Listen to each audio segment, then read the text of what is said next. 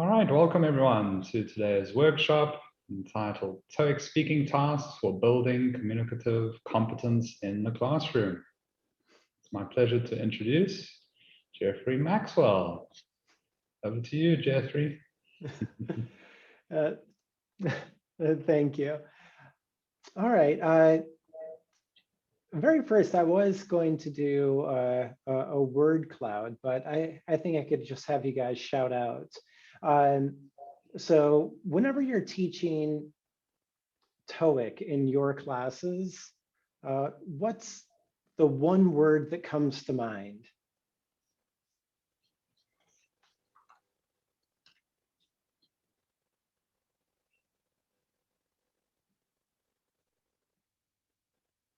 Business, standards. Okay, I was thinking fun, intercultural.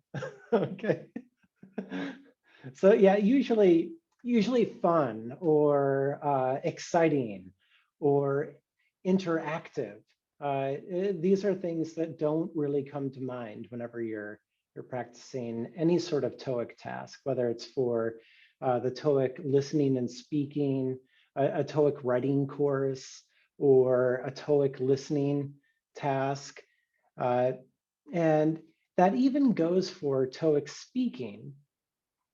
And that's going to be the focus of the presentation is the TOEIC speaking test. So a little bit about me to begin with. I was a rater and also a scoring leader with ETS for several years before coming to Japan. And one of the tests that I worked on was the TOEIC speaking test. And right now, I'm a GTF, a Global Teaching Fellow at Tokyo International University and an instructor of academic literacy.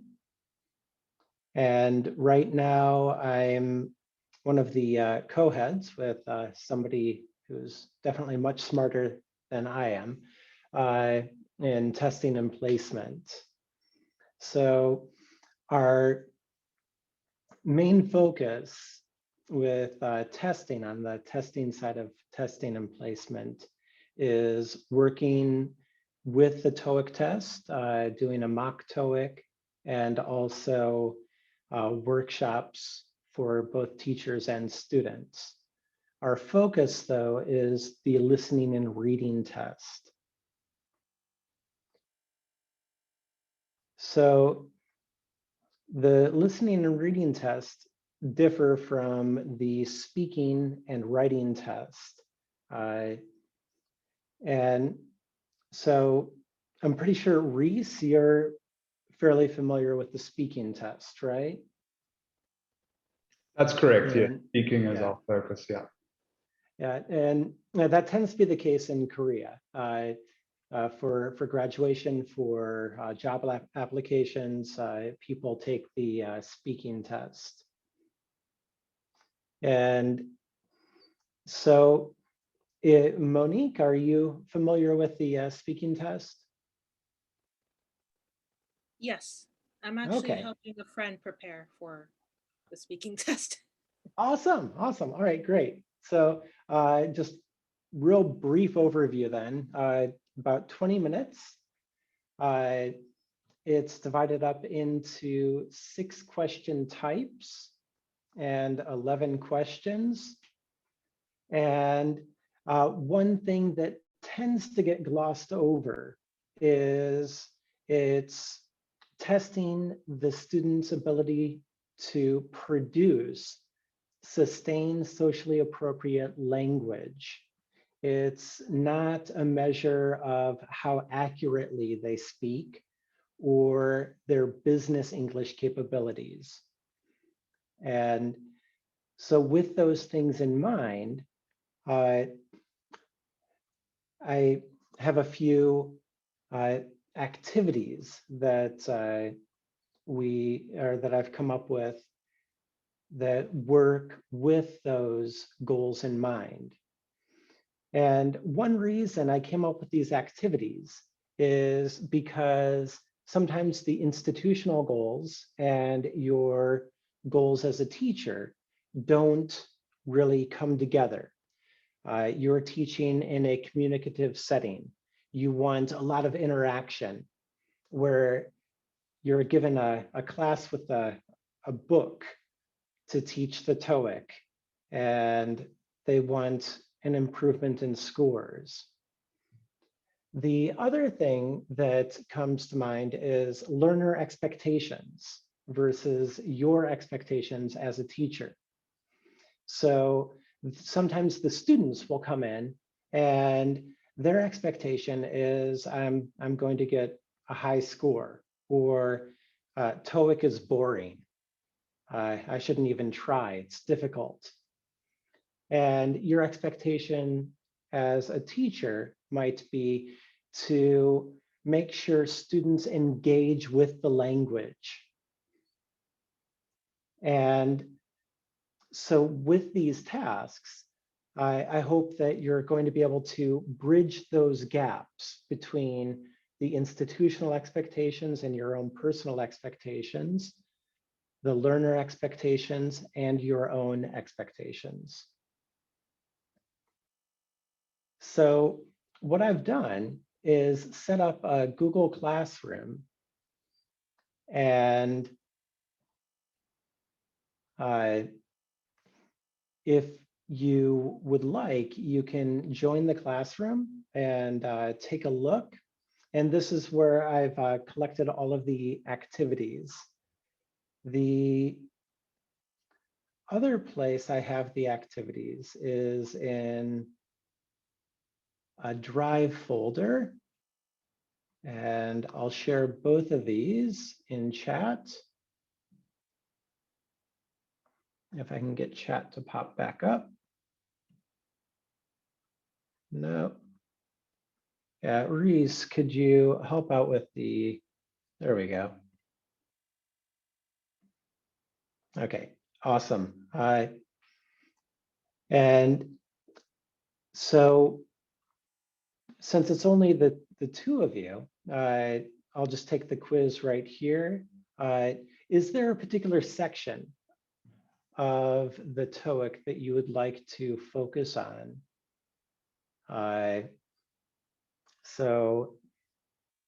Would you like to focus on the pronunciation tasks, which are questions 1 and 2, the describe a picture task, question 3, the market survey tasks, question 4,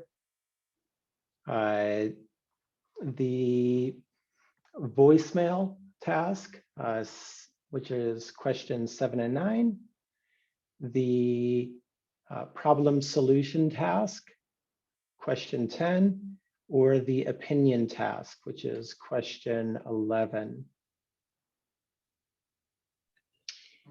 So just my past experience, my students tend to report questions 10 or 11 as being particularly challenging for them.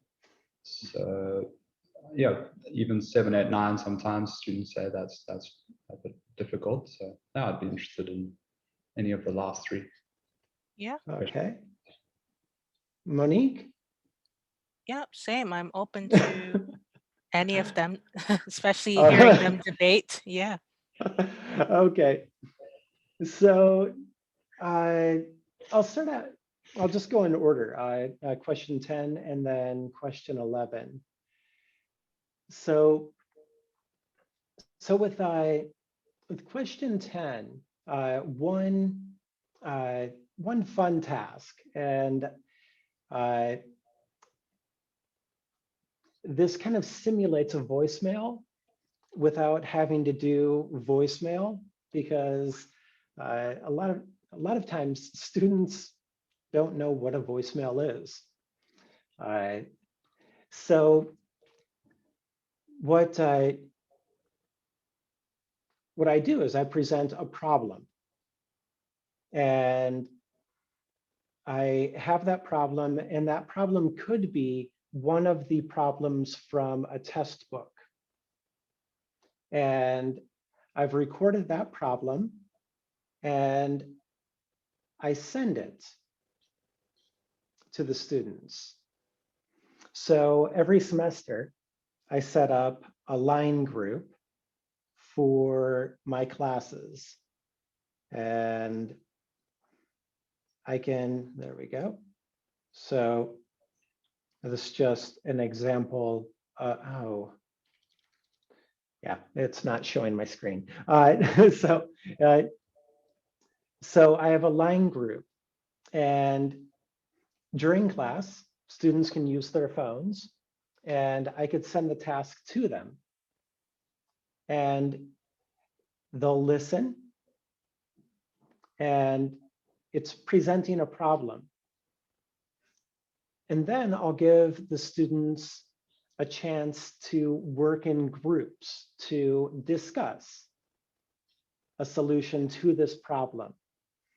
And the purpose of the solutions is a lot like what both Keith Volz and the social brain. I forgot the Curtis Kelly. Curtis Kelly, there we go, mentioned earlier, is language is social.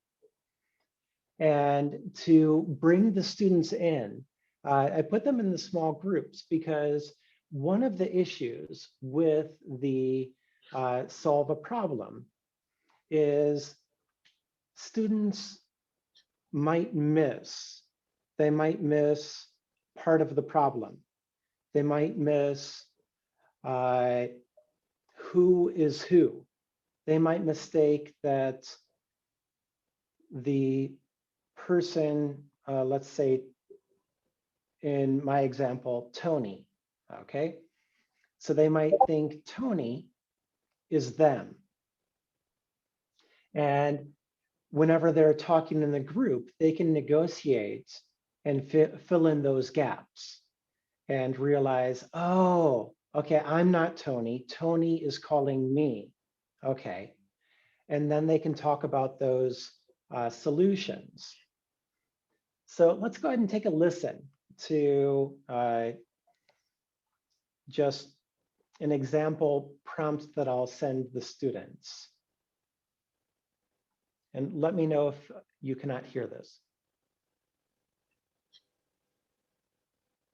Oh, we can't hear I don't that. hear anything. I think you forgot to share your sound. Okay. All right.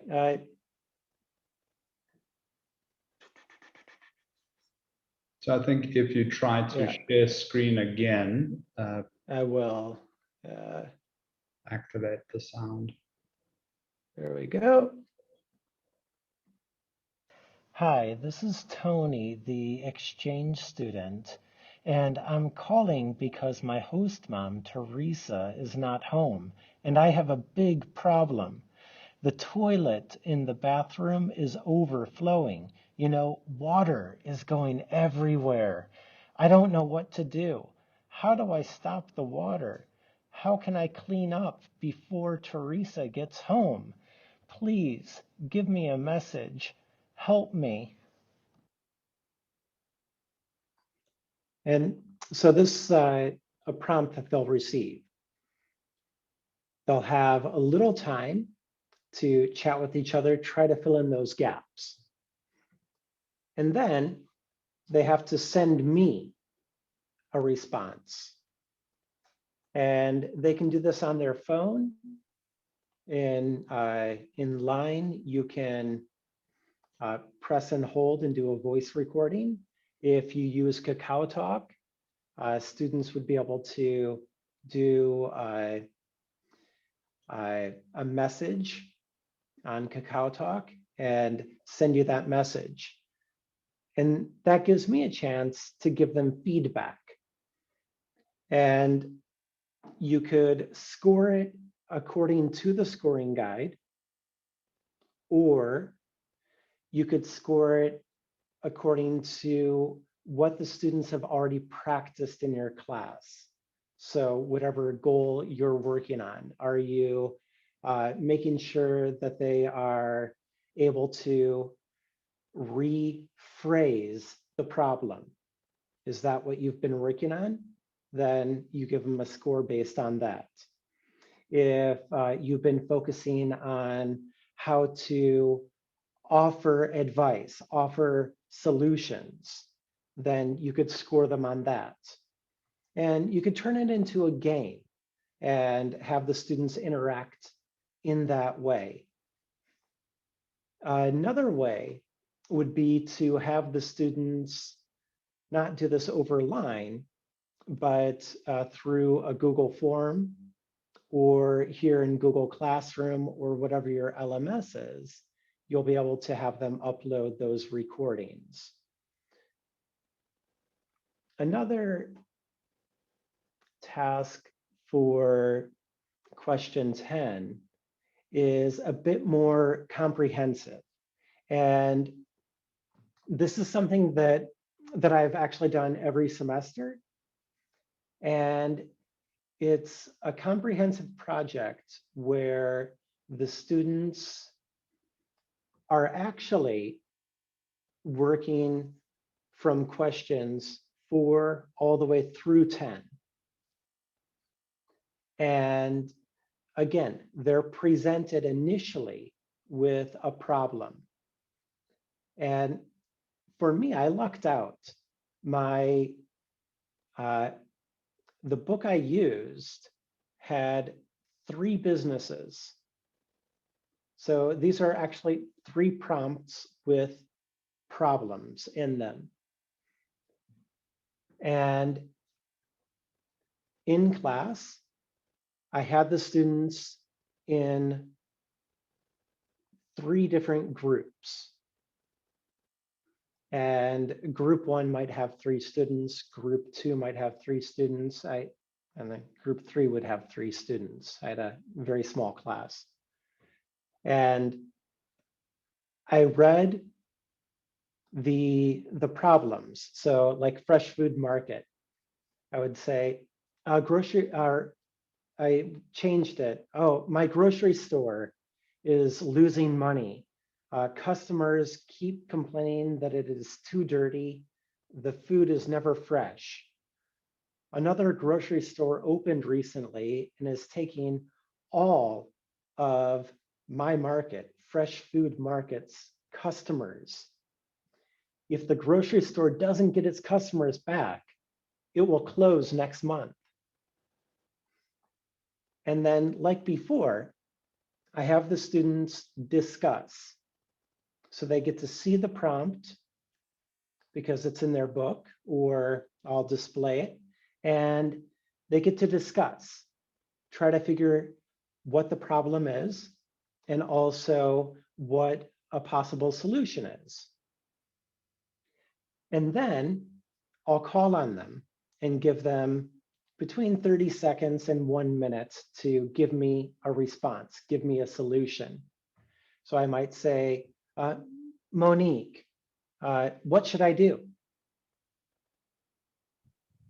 Choose another line of business. All right. And then I would say, okay, that's a good idea. Okay. Unfortunately, my other 2 businesses are failing too. Okay, Reese, what about you? Get a loan from the bank. Beg for money. Beg, borrow, steal. Okay. Well, okay, you both have some good ideas. However, I wanted to see some support for these ideas. Okay, give me some reasons why. So what you guys are going to do, you're going to work together and you're going to create some questions. And these questions are going to the customers. So the students are getting interaction with looking at how to kind of survey and get some information. So they're getting interaction with questions 4, 5, and 6. They're going to go out and ask other students these questions. And here's an example of my student survey that they came up with. So what's the best thing in fresh food market for you? And so they do have some questions, and they were supposed to go out and actually ask these questions. And then on their phone, they filled in the answers. They first started out with their classmates. So their classmates had an opportunity to answer some market survey style questions. All of them had to have an open-ended question. And this is a lot like question 6 on the TOEIC speaking test. It's a bit more open-ended, and it allows for them to give just a little deeper response. Then the students took what they, okay. I've lost my tab. Okay. So the students took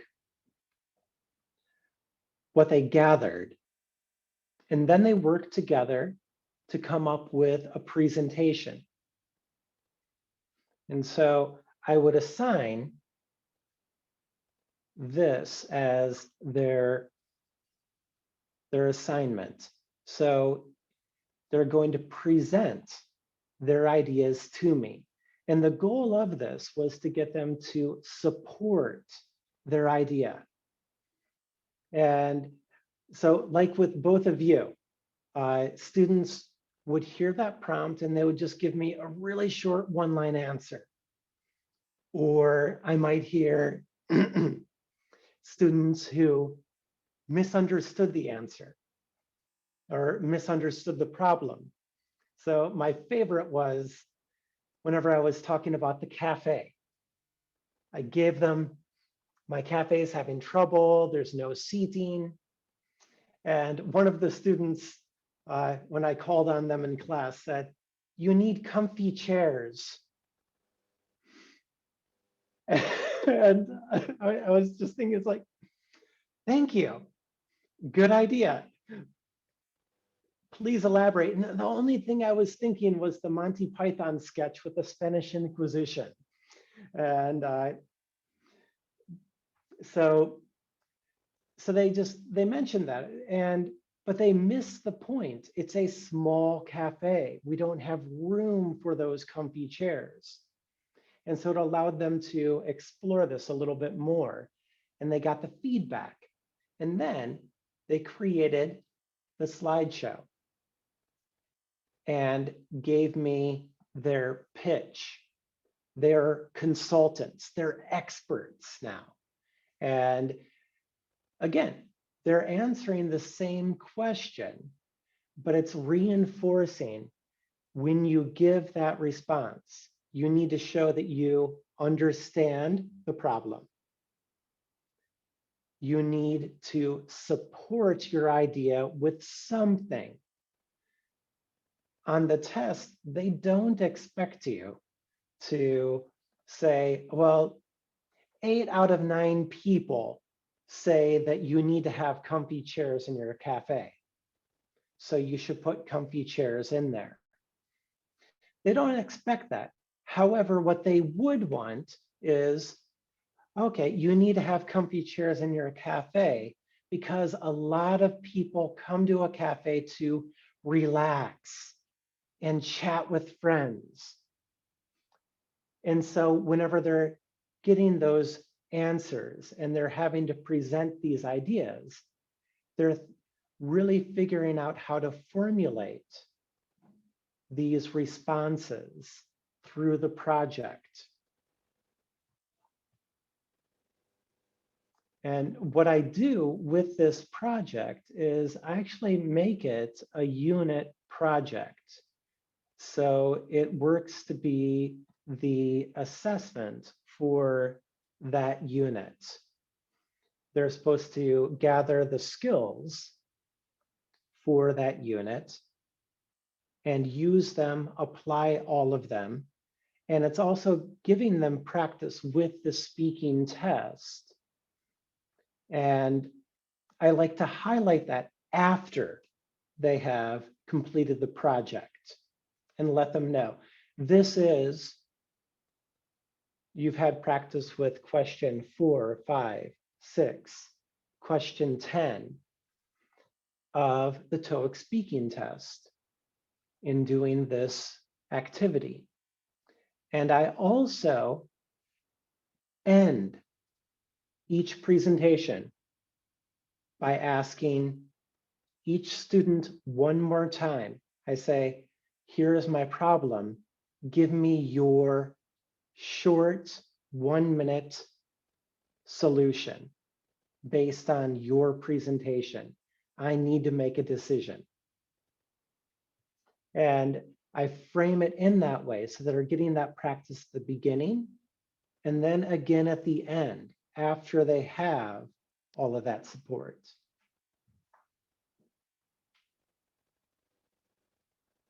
Okay, and then here's an example of the Wake Up Cafe. Now, all of the students in this class were SEPHR B1. And some of them were A2.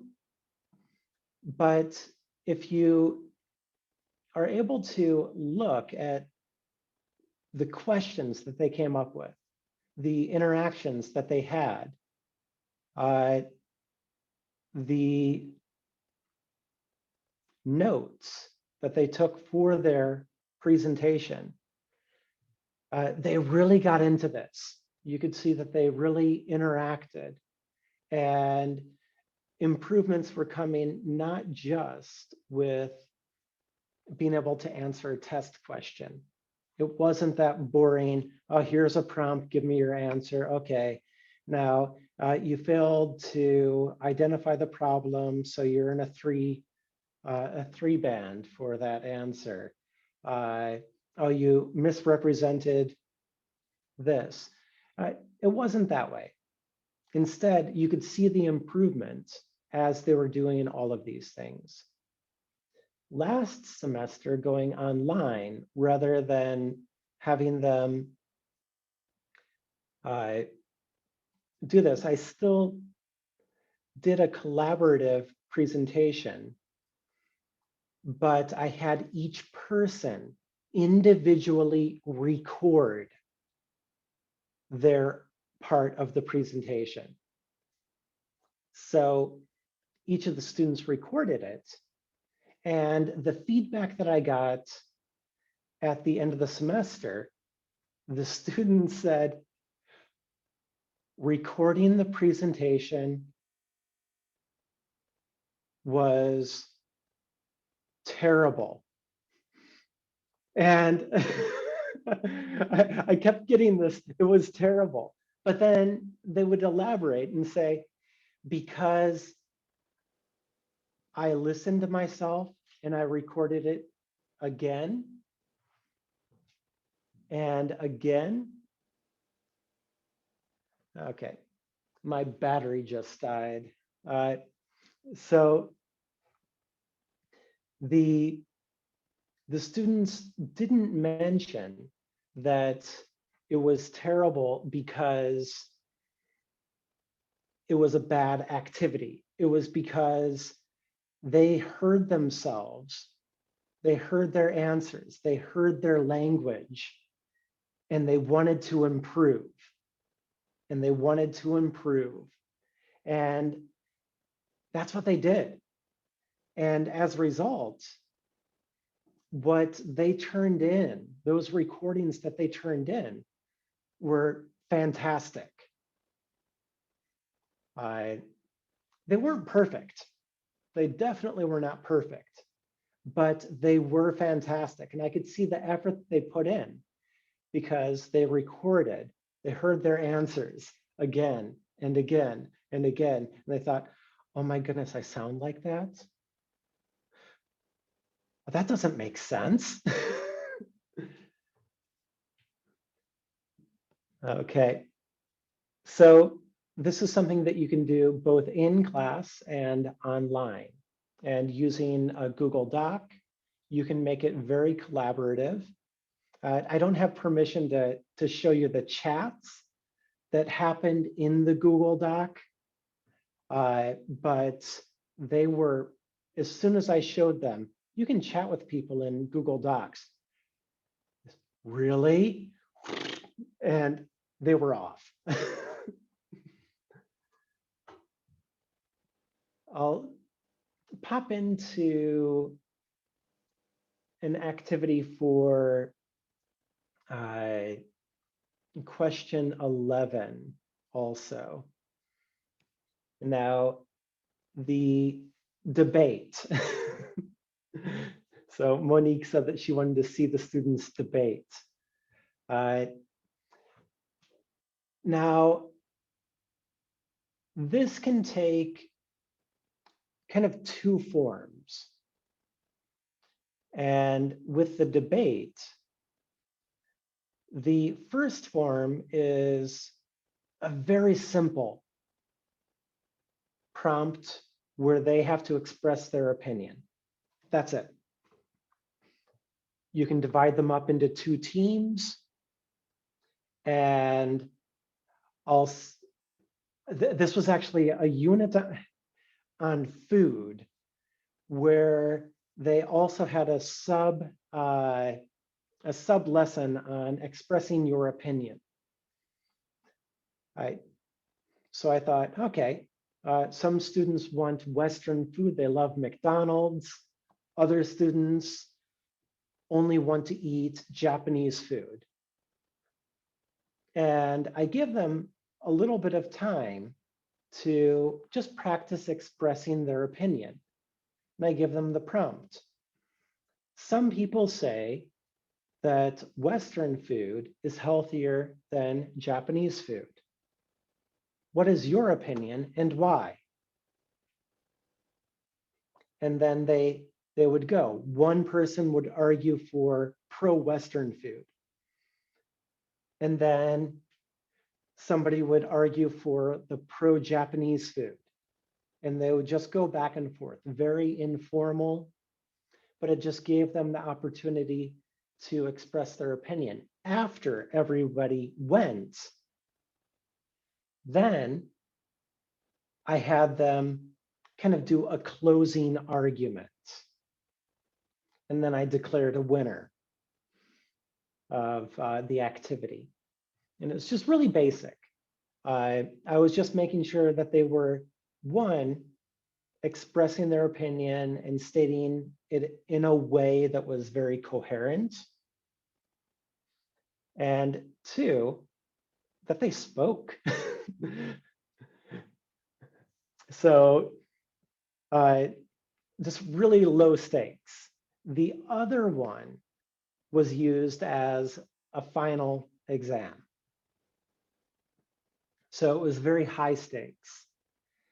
And what I did is I gave the students a presentation. And so this was last year. Last year, I was fortunate and had students who had gone to high school in the United States.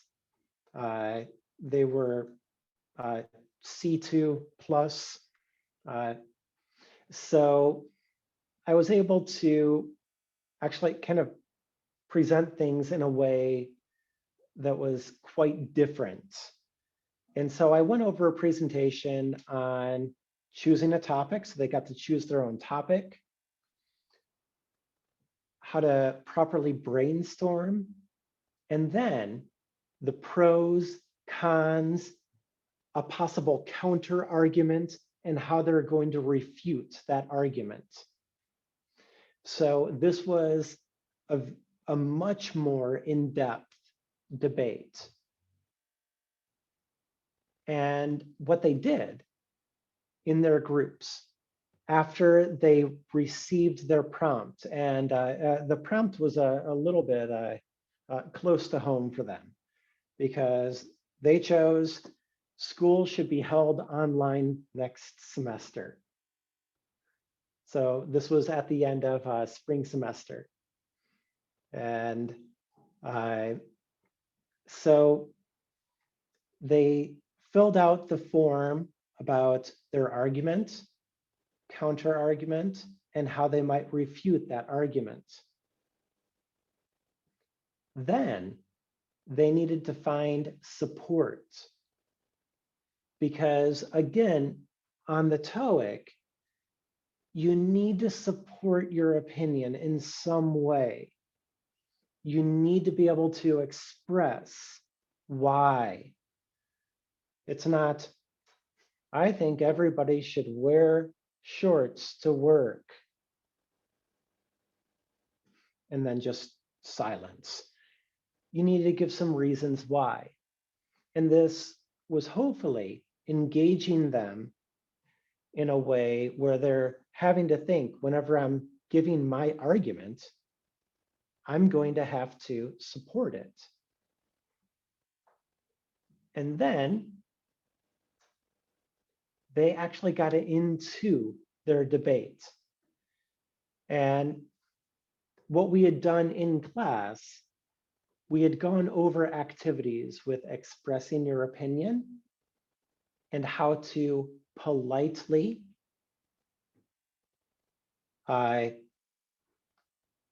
say that somebody's wrong, and also how to support your opinion. So these are all activities that led up to the final debate. And the debates were really good.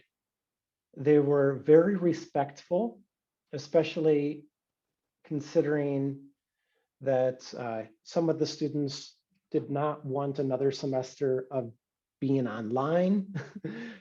And some of the other students did not want to wake up early and take the train in, and they wanted to be on. No joke. I had students that would roll out of bed, and I would see the hand as they're turning Zoom on, and they really didn't want to be back in class. They didn't want to have to travel. So again, that gave them experience doing both the language, the support, and also stating their own opinions. So what you guys can do is you can feel free to copy all of this. If you guys have any questions or anything that you would like to add, you can. I suppose we only have 1 minute for questions. Sorry, Yeah. Jeffrey, I had a bit of a technical issue with trying to access the Google Classroom.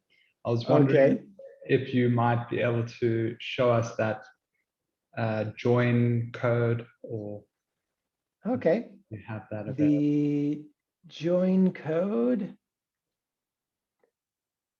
is, here we go.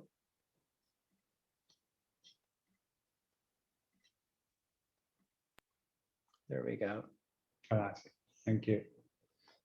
And did you find it quite easy for students to use Google Classroom? That's one thing that I've been a bit apprehensive about in the past.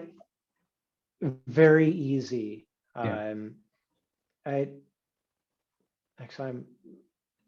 very certain I'm the only person that used it. Oh. And the only reason I used it was most people use Schoology in our department, and I can't stand it. I really can't. And then the other reason is all of my files are on Google Drive. And this made it very easy. So you have a selection where you can share it with each individual student, or you can make a copy for each of the students. And so for my writing class, that was awesome. I didn't have to create one file and then share it with Takumi and then share another file with Ayano. I just had to create one, and then it would do all the rest.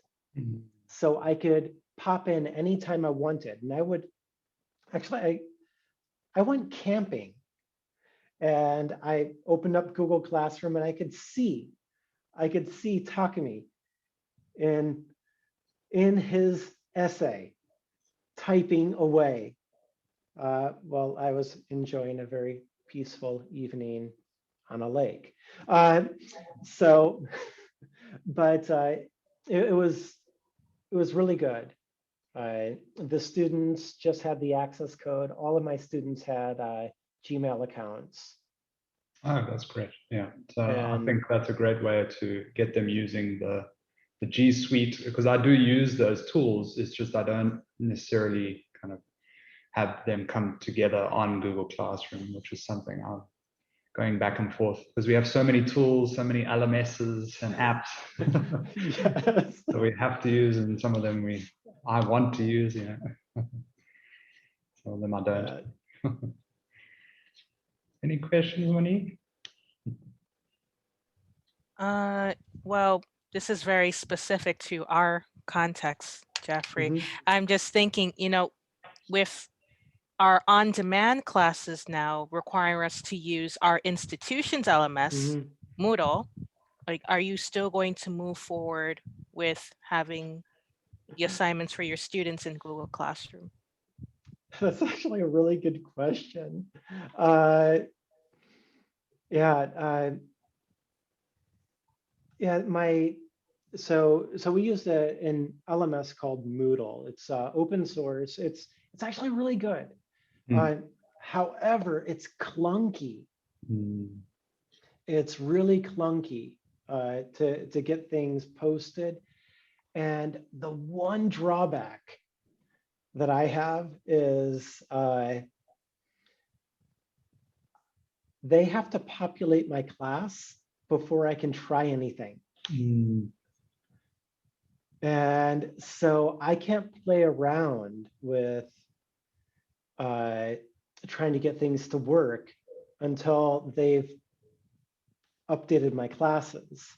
Which is a few days before the semester starts. Yeah. Me, it's the first day. Yeah. So yeah. Yeah. So Monique, I don't know. I would love to, because Right. I have all of the resources already in Drive, and Yeah, it's so much easier. yeah, and it makes it just real easy. There are definite drawbacks. It's kind of, at least for the personal accounts, it's overly simplified, and but it can be a drawback, but it also can be a real advantage, because with it being overly simplified, you don't have all these other distractions with oh, did I close that one assignment? Is the time limit set at the right time? Did I mix up my month and my day? So, and also I'm not really hard on deadlines. If Monique, I'll give students deadlines, but for a lot of things, as long as they're able to complete the work at some point, I'm okay.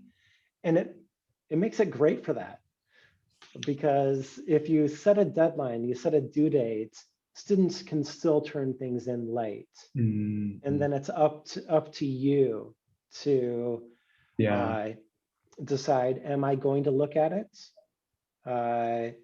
If I do, is there some sort of deduction? Should I meet with the student because they're consistently turning things in late and maybe they need some extra support? Instead of just getting nothing. Yes, yeah. Oh, that's very good to know, and I think I'll think about how to use, because I have to use the institutional LMS for at least some of the functionality, and I have some benefit Right. certainly from using Google Classroom. So. Yeah.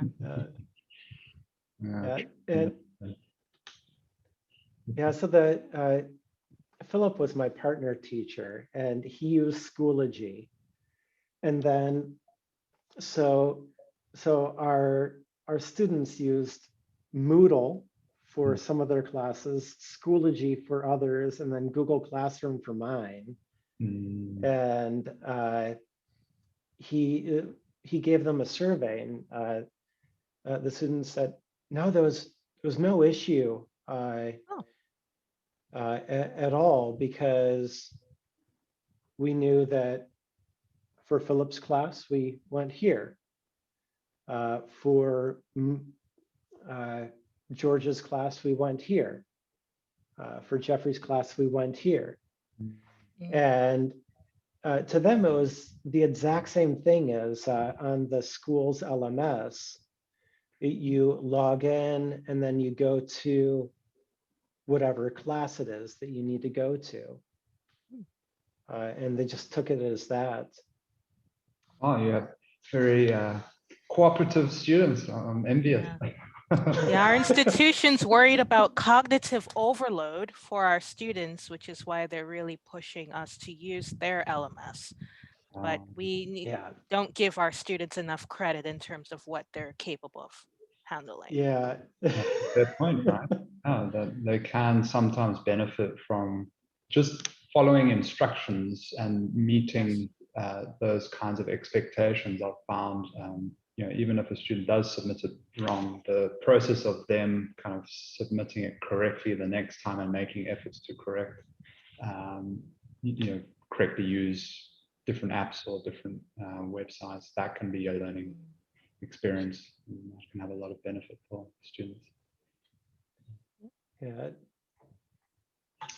All right, I think we've run well over time, and I'm very, very grateful for that presentation, because in fact am planning to use that course book. I believe you were mainly focusing on Prism, if I'm not mistaken. Yeah. So which book? I'm using the second level, listening and speaking. Okay, so the blue cover. Yes, the blue cover. Okay. But yeah, I'm also thinking about for one class, I'm basically making a kind of judgment call based on my level testing in next week, whether I should go with Prism or Evolve, another series by Cambridge. But yeah. Sorry, you said Evolve? Evolve, yeah. Evolve. So that's unlocked. Okay, good. All right, yeah. Double check. Sorry, there's a pile of books right over there. So, if your students are going to be going into like a next level class, with them being both Cambridge, what I found was some of the activities in Prism are almost verbatim, exactly the same as the activities in Unlocked. Yes, I noticed that. I was looking at Unlock. Yeah. And I think it's British English. That's the only difference with Unlock. It's supposed to be British English. And so, yeah, so if you're doing that, then definitely make sure, because we ran into the problem with some of the sophomore students just, whenever they got the unlocked book, when we were using it, they're just sitting there like this. Mm, And Thanks. nobody said anything. They never said, we had this before. They mm, won't. They never said that. It's like, we're doing the exact same activity we did last semester in our other class. mm. Yeah, Yeah. that is But of a disappointment for them. But maybe some of them like that, I guess. the other thing with Prism, they have, I think it's a much better series than the other ones that I looked at. And they did a much better job of leveling within the series than the other ones that I've looked at. Yeah, they also integrate campus skills at the end of Yes. each unit, which, as far as I'm aware, Unlock does not do. They seem Right. to have omitted that. So that was something I thought was more important, even though the Unlock series is supposed to be more recent.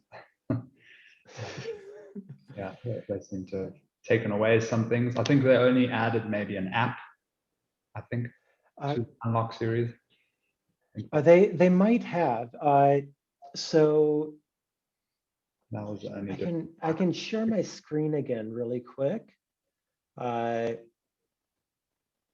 And so there we go. There's the application. Yes. And they might have done the same thing with Unlocked or some of their other books as they have with the Prism. But you have the entire book with all of the resources. Yes, yes. On your desktop. And it's great. Yes, I've used, I think this is called Presentation Plus, yeah. Yeah. It's very useful for presenting the material on online. Yeah. On that. All right, yeah, we've gone far over time, so I think we'll have to bring it to an end because I believe there's 1 or 2 sessions left. But thank you so much, Jeffrey, and thank you, Monique, Thank you. for your time, Welcome. for those lovely ideas. Very interesting. Thank you. Yeah, have fun. Feel free to use anything, download, copy. I could even make both of you, if you've joined the class, if I remember right, I could make both of you teachers in the class. Oh, that would be interesting. Yeah, to see the Great. Yeah. teacher's perspective. Yeah. Thank you, Jeffrey. Yeah, thanks so much. Thank you. Enjoy the final few hours of the conference, and I hope to reconnect with you guys in the near future. All right. Yeah. All right. See Take you. care. Bye. You too. Bye.